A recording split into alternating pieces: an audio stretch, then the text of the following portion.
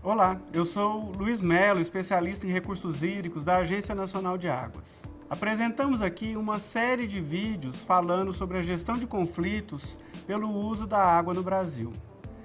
Nesse primeiro vídeo, a gente vai falar sobre alguns conceitos relacionados à gestão de conflitos e também vamos falar brevemente sobre como esses conceitos são apresentados nos demais vídeos da série. Nesses outros vídeos, a gente vai apresentar alguns estudos de caso e também algumas metodologias aplicadas aqui no Brasil para a gestão de conflitos pelo uso da água. A gente começa definindo o que é conflito. Conflito é uma situação em que existe a interação entre pessoas, grupos, organizações, em que há frustração de necessidades ou interesses por parte dessas pessoas ou grupos. E aí a gente pode ter uma situação em que essa frustração de necessidades ou interesses, ela realmente já aconteceu ou está em vias de acontecer, como também pode ser algo ainda potencial. O conflito realmente se instala quando esse antagonismo se estabelece. As situações de conflito indicam necessidade de mudanças e têm um potencial de aprendizados e transformações para melhor. Quando elas são conduzidas com conhecimentos e habilidades específicas, essas situações podem proporcionar aperfeiçoamento dos atores e das organizações envolvidas nesses processos. O desenvolvimento de conhecimentos e habilidades específicos permite que a gente possa analisar os conflitos, identificando suas causas, suas características e também analisando quais são as partes envolvidas. A gente pode classificar os conflitos de diversas maneiras. Quanto ao tipo, os conflitos podem ser entre grupos, instituições, setores ou países. Quanto às causas, eles podem se originar por falhas ou problemas de choques entre personalidades, podem também se originar por falhas de comunicação ou de acesso à informação e podem também se originar por problemas de estrutura e funcionamento de instituições, organizações ou governo.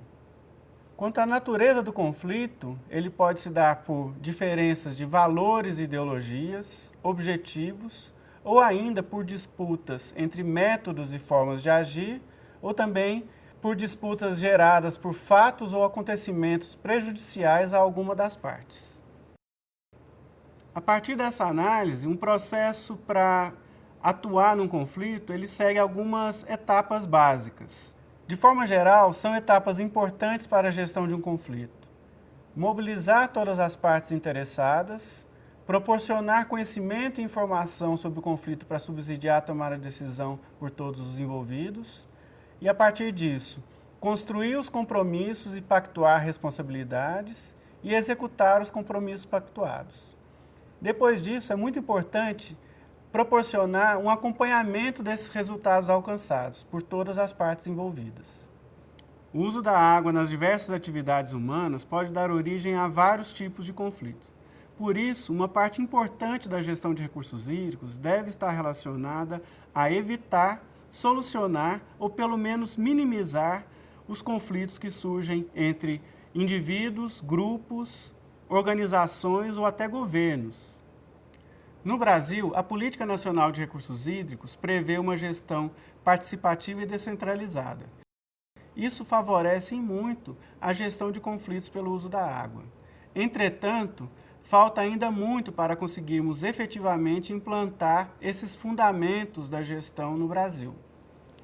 Por isso, é muito importante conhecermos experiências de sucesso que nos indicam caminhos e soluções para os nossos problemas. A gente começa a ver algumas experiências relacionadas à gestão de conflitos pelo uso da água no Brasil no vídeo 2, em que Rosana Gajuli mostra quais são as condições necessárias para uma efetiva gestão desses conflitos.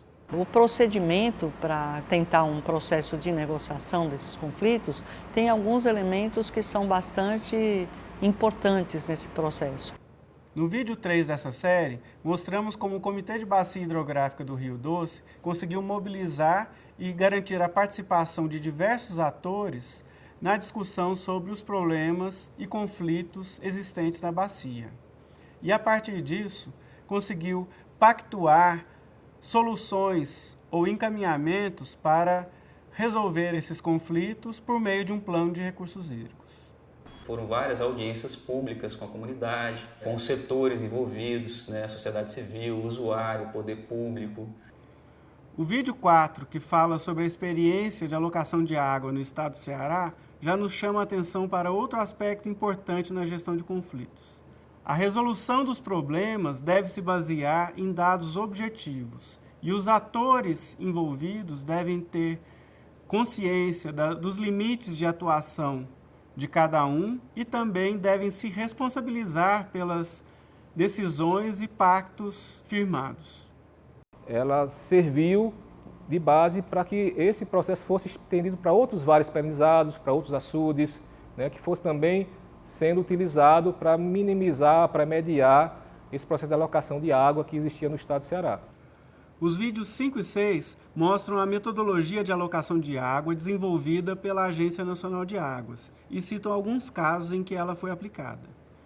Esses casos mostram a importância da participação de todos os atores envolvidos na resolução de um conflito e também mostram a importância da participação dos órgãos gestores como mediadores nesses processos de conflito e também como executores das ações pactuadas pelas partes.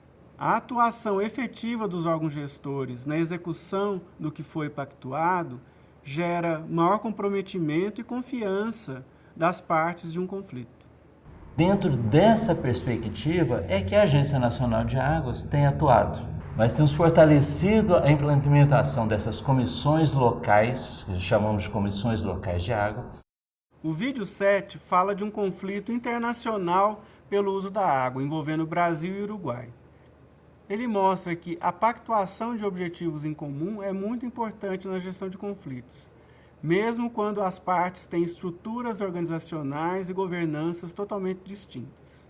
Mesmo com formas de atuação diferentes, as ações para a resolução dos conflitos são desenvolvidas a partir de objetivos em comum. La integración entre el Comité de Bacia y la Comisión de Cuenca del lado uruguayo comenzó en 2013, donde se elaboraban instancias donde se debatía y se identificaba los problemas que necesitaban una respuesta o una solución en conjunto. Y a partir de ahí se fueron ordenando por orden de prioridad. Bueno, ¿qué queremos a corto plazo, qué queremos a mediano plazo y qué queremos a largo plazo? E, finalmente, nos vídeos 8 e 9, vemos como é fundamental se ter uma visão ampla para identificar como fatores regionais ou globais influenciam nos conflitos por recursos hídricos. No vídeo 8, falamos como as crises hídricas no Brasil podem se intensificar e se tornar mais frequente devido a mudanças climáticas globais, gerando novas situações de conflito. O Brasil é um país de dimensão continental e um país com muitos recursos naturais. Então, ajudou a criar uma falsa impressão de que o Brasil está imune a alguns eventos impactantes, particularmente os eventos relativos à crise. E, no vídeo 9, apresentamos algumas perspectivas para a gestão de conflitos baseado na experiência que a Ana teve nesses processos nos últimos anos. De uma maneira geral, a gestão de crises elas tem uma série de componentes que estão muito vinculados aos aspectos culturais, à infraestrutura disponível e à intensidade dessa crise em regiões brasileiras. Concluindo, destacamos a importância da capacitação e do acesso à informação para a efetiva resolução de conflitos. Convidamos vocês agora a assistir aos demais 8 vídeos dessa série. Esperamos que as experiências e os casos relatados nesses 8 vídeos contribuam para o fortalecimento da gestão dos recursos hídricos no nosso país. Se você quiser saber mais sobre a gestão de recursos hídricos no Brasil e também sobre a atuação da Agência Nacional de Águas, acesse o nosso site www.ana.gov.br.